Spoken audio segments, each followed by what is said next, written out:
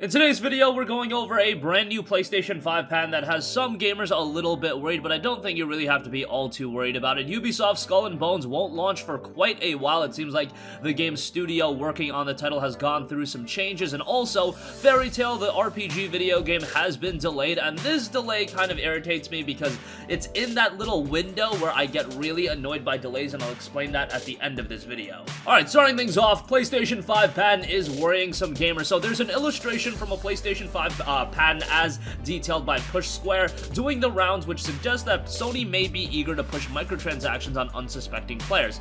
The diagram specifically shows a user conversing with their console in an Alexa-esque scenario. In this example, the device reveals that 80% of the players beat a particular boss using a specific type of in-game resource.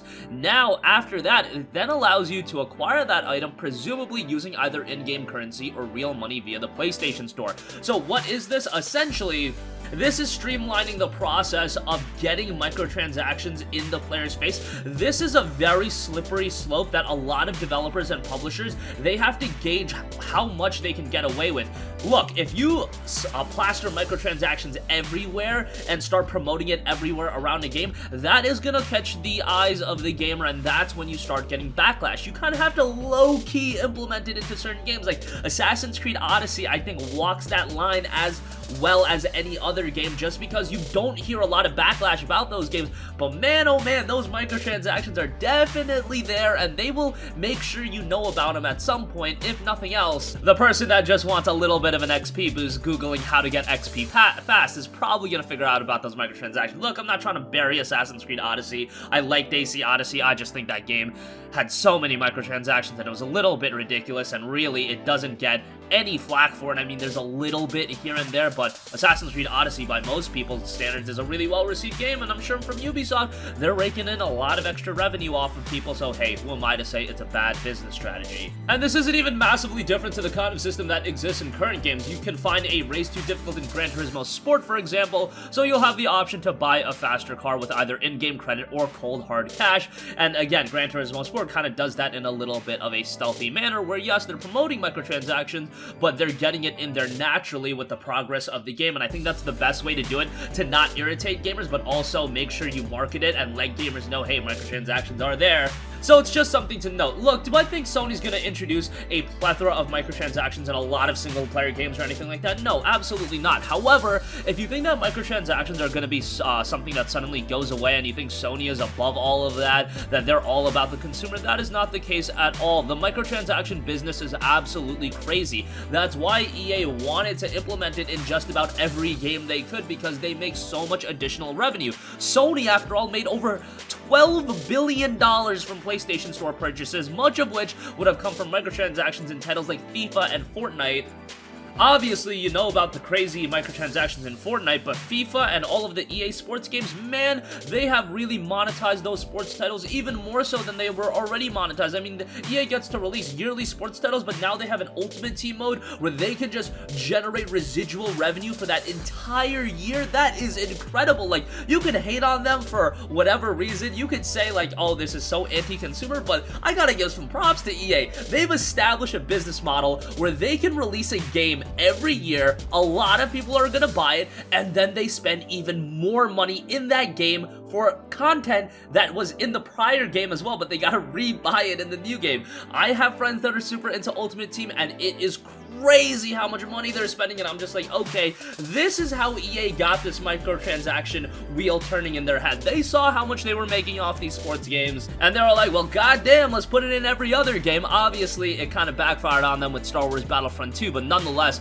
I think if you want to talk about the net exchange of implementing microtransactions, look, EA is worth a lot more now after they implemented microtransactions and all the money they're making off these sports titles. I'm not saying I like it as a consumer. I'm not saying I'm buying microtransactions. I never had. I was this close to buying the Assassin's Creed Odyssey double XP boost, but then I was like, nah, I cannot support business practices like that. I do not want to be one that is also throwing money into microtransactions. I'll complain about it, but at the end of the day, I'm also going to concede that yes, this is a business and they're trying to make as much money as possible, and if there are people that are going to drop hundreds of dollars every year to buy FIFA and then spend more money on Ultimate cards and they're making money all through the year. If you are in their shoes, would you do the same? You probably would, just because of how much people are into, like, spending money on these microtransactions. Fortnite as well, it's not exclusive to the EA Sports titles. For every Star Wars Battlefront 2, you've got so many other mobile games just raking in cash with microtransactions. You've got the Ultimate Teams, you've got Fortnite, you've got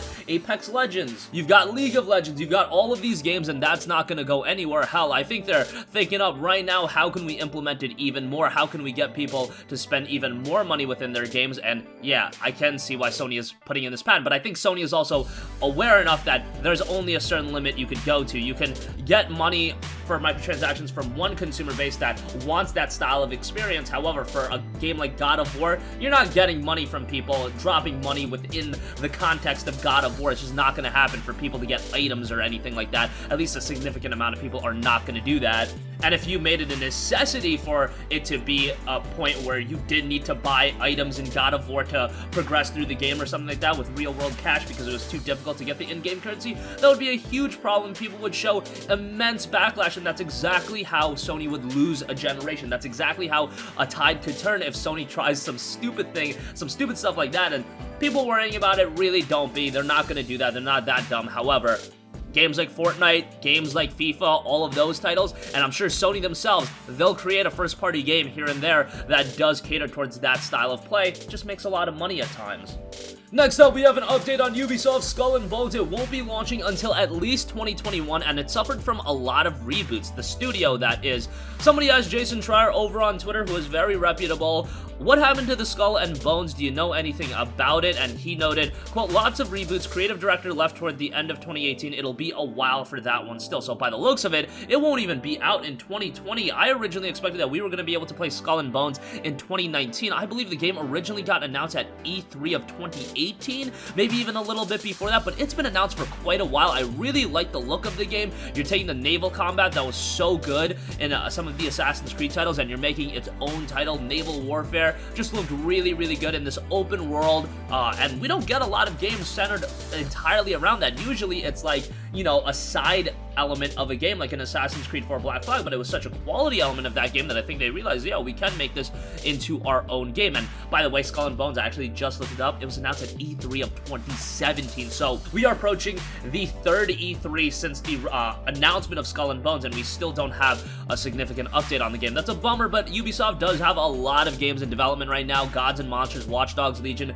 the next Assassin's Creed, Tom Clancy's Rainbow Six Quarantine. They've got a lot of projects in the works, so if Skull and Bones does take a little bit longer, I don't think it's going to be the end of the world. And I think for a game like this, being a new IP, being something entirely new, you do want to make a high quality first impression.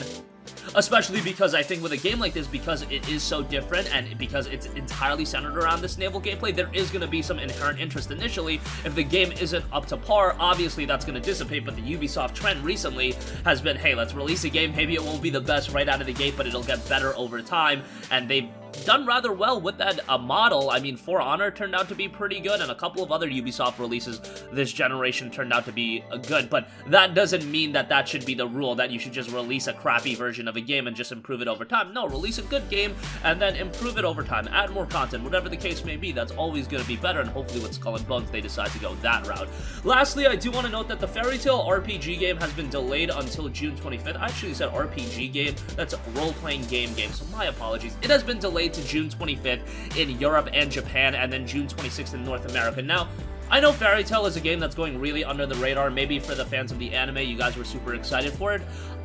And this is something that not a lot of people are going to talk about, but here we have it. This is the type of delay that really annoys me. When was this delay announced? February 6th. The game was scheduled to come out on March 19th, so we were only a month and a half or so away from the release of the game. It has been delayed even longer than the amount of time we were supposed to wait to play the game. That is what annoys me. This is something that Gust and publisher Tecmo Koei should have known about weeks ago. And they did have a message from producer Keisuke Kikuchi. I'm truly sorry for Fairy Tail's delay and the inconvenience caused to our fans, partners, and stakeholders who are looking forward to this title. Please allow us to take further time to polish the game to ensure it is as high quality as possible so we can offer you a truly immersive experience. We will be working hard to enhance the magic effects, event scene effects, improving the game balance, and more. We will talk about the improvements in more detail in the coming months. This delay will allow us to ensure we provide you a much more satisfying game. Thank you for your understanding. And I'm sure there was a tweet posted on Twitter, and everybody responded with the same generic comment: hey, I would rather a game be delayed than a game be bad. I would also like a game to be delayed rather than be bad, but I would also like to be respected as a consumer, and if you give me a release date, by all means delay it. Give us a heads up. Let us know a little bit ahead of time, because again, the game was gonna come out in a month and a half, and it's been delayed for north of 3 months. And that's the window I can't accept. If a game is supposed to come out within a certain time period, and then it's been delayed an even longer time period, barring catastrophe, why is that happening? Why can't you give me a heads up a little bit earlier? Is it that difficult? Did you not know that this game was gonna be, have problems in development? It would need a little bit more polish. It's only a month and a half away from release. When does a game go gold? Wouldn't this be around the time the game goes gold and they just realize, okay, today we can't go gold, we need another 3 months to go gold? I don't understand that at all. But nonetheless, it's probably not gonna ruffle feathers with a lot of people, given that this wasn't a game that was in the news cycle that much, but still a little bit of an annoyance, and I've been seeing it more and more regularly. I'm still excited for the game. I want high-quality anime titles, and I hope that it's good, and by all means, take the time, but just give us a little bit of extra time to process the delay. Let us know about it, because I'm sure there were a group of people that were really, really excited, and this does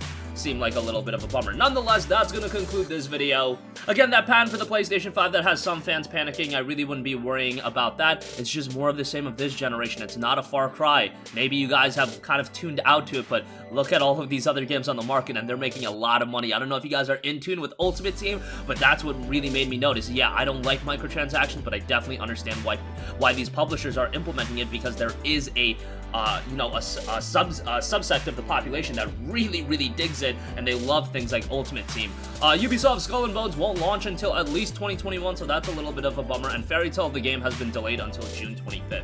That's gonna conclude this video. Sound off with all of your thoughts in the comment section down below. Thank you for watching, and goodbye.